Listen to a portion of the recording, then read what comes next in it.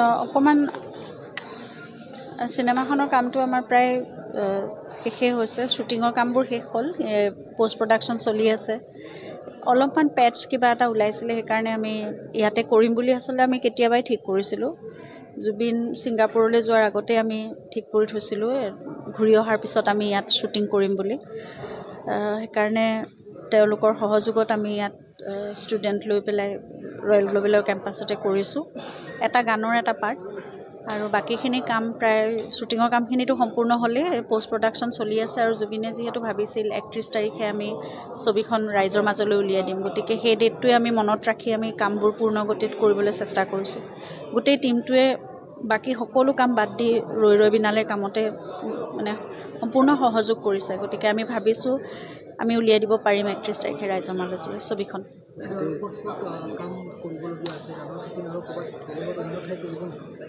নাই, আমাৰ শ্বুটিং শেষেই হ'ল, এইটো মাত্ৰ সৰু পেটছ এটা আছিলে, সেইখিনি কৰিছোঁ। গোটেই ছবিখন যিটো গানৰ ওপৰত নিৰ্মাণ কৰিছে, কিমানমান গান থাকিব? গানকেইটা সম্পূৰ্ণ হৈছিল? গান আৰু মিউজিকৰ কাম আমাৰ সম্পূৰ্ণ হ'ল। চিনেমাখনততো টুকুৰা টুকুৰিকৈ বহুত গান থাকিব, প্ৰায় 11টা গান টুকুৰা টুকুৰিকৈ থাকিব। কিন্তু আমি সম্পূৰ্ণভাৱে চাওঁচোন এতিয়া কেনেকৈ উলিয়াই দিওঁ। মূল যিকেইটা গান সেইকেইটা আমি 5-6টা গানটো উলিয়াই দিমেই ৰাইজৰ মাজলৈ। হয়তো আজি আৰু কাইলৈৰ ভিতৰত এটা প্ৰথম যিটো গান আমি উলিয়াই দিম, সেইটো জুবিনৰ কণ্ঠত। ইয়াৰ সম্বন্ধত আৰু এটা কথা ক'ব, যিহেতু জুবিন গাৰ্গৰ ন্যায়ৰ কথাটো সকলোফালে ওলাই গৈছে, এই ক্ষেত্ৰত কালি ৰাতি আপুনি সামাজিক মাধ্যমত এটা পষ্ট দিছিলে বহুদিনৰ। মই সেই কথাটোৱে মই মানে আজি 19 দিন হ'ল জুবিন আমাৰ মাজৰ পৰা কায়িকভাৱে আঁতৰি যোৱা। সেইকাৰণে মানে সঁচা কথাটো কি হৈছে, ইমান ডাঙৰ আচলতে ইমান মানে মই ভাবোঁ ক্ৰিটিকেল কেছ নহয় এইটো। কি হৈছিলে মাত্ৰ আমি আৰু কেনেকৈ কিয় হৈছিলে সেই কথাটোহে আমি জানিব বিচাৰিছোঁ। তাত যিসকল লোক উপস্থিত আছিল তেওঁলোকৰ মুখৰ পৰা সেই কথাখিনি আমি জানিব পাৰিলোহেঁতেন সহজভাৱে।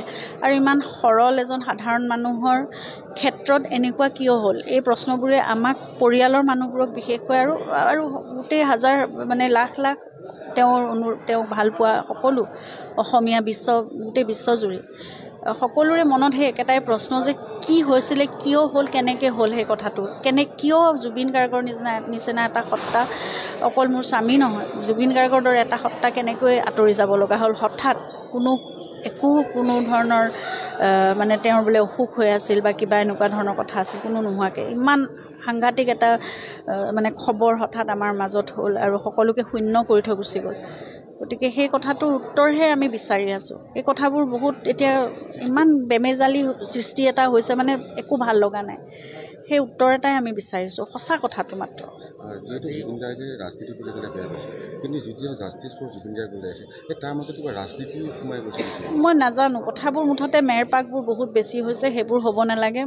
আমিও বহুত সৰলভাৱে চিন্তা কৰা মানুহ, বস্তুবোৰ কোনে কি কৰি আছে, কি কথা কৈছে একো বুজি নোপোৱা নিচিনা হৈছোঁ। এই বস্তুবোৰৰ পৰা মানে আচল কথাটো ওলাওক। পোনে চিধা কথাটো লাগে, সেইদিনাখন কি হৈছিল, কিয় হৈছিল, কেনেকৈ হৈছিল। আৰু দেখিছোঁৱে পিয়'ৰ নেগলিজেঞ্চ। জুবিনৰ নিচিনা এজন ব্যক্তিক ইমান নেগলেক্টেড মানে কৰি এৰি দিব লগা মানুহ নাছিল, তেওঁক নেগলেক্ট কৰি। সকলোৰে হিয়াৰ আমঠু ইমান মৰমেৰে অসমৰ মানুহে আৱৰি ৰাখিছিল। সকলোৱে আমিও এটা আঁচুৰ পৰিবলৈ নিদিয়া সেই ব্যক্তিজনক একেবাৰে শেষৰ সময়খিনিত দেখিছোঁ ভাগৰুৱা অৱস্থাত তেওঁক নিথৰুৱা কৰি এৰি দিছিল। গতিকে জুবিনৰ ক্ষেত্ৰত সেইটো হ'ব নালাগিছিল। সেই কথাটোৱে বৰ কষ্ট দি আছে আমাক সকলোকে। মই বুজি নাপাওঁ, ক'ব নোৱাৰোঁ কিহৰ কাৰণে সহযোগ নাই নে তেওঁলোকে কি কথা লুকুৱাবলগীয়া হৈছে। এটা সহজ কথা, সেইদিনাখন কি হৈছিল মাত্ৰ ক'ব লাগে সঁচা কথাখিনি। ইমানখিনিও মানৱীয়তা নাই নে মানুহৰ মনত? এজন আমি ব্যক্তিক হেৰুৱাই পেলাইছোঁ। অসমে তেওঁলোকৰ কাৰণে জুবিন গাৰ্গ মৰমৰ নাছিল নেকি? তাৰমানে অকল পাৰ্টিৰ দিনাখনহে তেওঁলোকক লাগিছিল নেকি জুবিন গাৰ্গৰ কাষত? জুবিন গাৰ্গ হেৰাই গ'ল, কিন্তু তেওঁলোকে সেই এষাৰ কথা কৈ পেলাই যে কি হৈছিল সেইখিনি কথা কৈ তেওঁলোকে সহযোগ কৰা নাই। সহযোগ নকৰাটো নিশ্চয় কিবা থাকিব লাগিব, নহ'লে সঁচা কথাটো ক'বলৈ ইমান ভয় কিহৰ? আহিব লাগে, ক'ব লাগে কথাখিনি। সেইটোৱে কথা। আৰু ইয়াতে আৰু এটা কথা ক'লোঁ, যিহেতু জুবিন গাৰ্গক সদায় এটা ঔষধ খাব লগা হয়, কিন্তু সেইকেইদিন ঔষধটো খোৱা নাই বুলি কোৱা হৈছিল, উল্লেখ কৰিছে। আৰু তাৰ সমান্তৰালভাৱে নাই, সেই কথাটো কাৰো হাতত প্ৰমাণ নাই, কাৰণ সেইদিনাখন দেখিছোঁ জুবিনক বেগত তেওঁ ঔষধকেইটা লৈ গৈছিল। তেওঁ যিটো ঔষধ সদায় লেভিপিল তেওঁ খাব লাগে, তাৰ উপৰি এটা প্ৰেছাৰৰ মেডিচিন তেওঁ খায়, আৰু ই ভিটামিন এটা তেওঁ নিজৰ পৰা খাই আছিল। সেই মেডিচিনকেইটা তেওঁ বেগত ভৰাই লৈ গৈছিল। ব্ৰেকফাষ্ট যিহেতু নকৰাকৈ তেওঁ উলিয়াই লৈ যোৱা হৈছিল, গতিকে ব্ৰেকফাষ্টৰ পিছত তেওঁ চাগে খাম বুলি লৈ গৈছিল লগত। যিটো বেগ উদ্ধাৰ হৈছে সেই বেগটো চিনাক্তকৰণ কৰিবলৈ নিওঁতে মই সেই মেডিচিনকেইটাও মোক দেখুৱাইছে, সেইকেইটাই তেওঁৰ মেডিচিন। আৰু সদায় তেওঁৰ সকলোতে সেই মেডিচিনকেইটা উপলব্ধ থাকে, তেওঁৰ সৰু বেগটোৰ ভিতৰত, ডাঙৰ বেগটোৰ ভিতৰত, তেওঁৰ গাড়ীত, আমাৰ ষ্টুডিঅ'ত, আমাৰ ঘৰত সকলোতে থাকে। গতিকে তেওঁ নিজেও মানে মিছ নকৰে। দৰৱটো দিব লাগে হাতত বা নিজে লৈও তেওঁ খাই মনত থাকে, কিন্তু সেইদিনাখন চাগে ব্ৰেকফাষ্টটো নকৰাৰ কাৰণে তেওঁ লগতহে লৈ গৈছিল, খাবলৈও নাপালে। শেষত আৰু এটা কথা কৈছোঁ, সমগ্ৰ অসমবাসী সমগ্ৰ জুবিন গাৰ্গ অনুৰাগী বিচাৰি আছে। শেষৰ এটা কথা কৈছিলে যে জুবিন গাৰ্গক বিষ খোৱা হৈছিলে, এইটো কিমান? এইবোৰ কথাবোৰ মই কেনেকৈ জানিম? এইবোৰতো ইনভেষ্টিগেশ্যন চলি আছে নহয়। সেই কথাবোৰত যদি কেনেবাকৈ কিবা সত্যতা ওলায়, তেতিয়াহ'লেতো দুৰ্ঘোৰ শাস্তি পাব লাগে। আৰু শেখৰে এতিয়া এইবোৰ কথা কিয় কৈ আছে? আগতে তেওঁ যদি লগতে আছিল হেনো, তেওঁ দেখা নাছিল নেকি? দেখা নাছিল। এতিয়া কথাবোৰ এনেকৈ কৈ আছে, য'ত সেইখিনি সত্যাসত্য নিৰূপণ হ'লে, আৰু এইটো প্ৰশ্নৰ উত্তৰ মইতো দিব নোৱাৰিম নহয়। তদন্ত চলি আছে, সেই তদন্ত সঠিক দিশত হওক, একদম নিখুঁতভাৱে হওক। আৰু যদি কোনোবা দোষী সঁচাকৈ ওলায়, জুবিনৰ লগত যদি এনেকুৱা কোনোবাই কৰিছে, তেতিয়াহ'লে মানে যিটো আটাইতকৈ চৰম শাস্তি হ'ব পাৰে, সেই শাস্তিটোৱে হওক, মই সেয়াই বিচাৰিম। কেৱল ৰৈ বিনালেই নহয়, আৰু বহু আধৰুৱা কাম আছে, তেখেতৰ সপোন আছে, কেনেধৰণে আগবঢ়াই নিব আপোনালোকে সকলোৱে মিলি? আমি এতিয়াও নিজকে প্ৰচেছ কৰিবলৈ চেষ্টা কৰি আছোঁ, কৰিবতো লাগিবই। গোটেইখিনি আধৰুৱা কাম আৰু জুবিনৰ যিমানখিনি সৃষ্টি আছে, সেই গোটেইবোৰ সংৰক্ষণ হ'ব লাগিব ভৱিষ্যত প্ৰজন্মৰ বাবে, যুগ যুগান্তৰলৈ সেইখিনি চলিব লাগিব।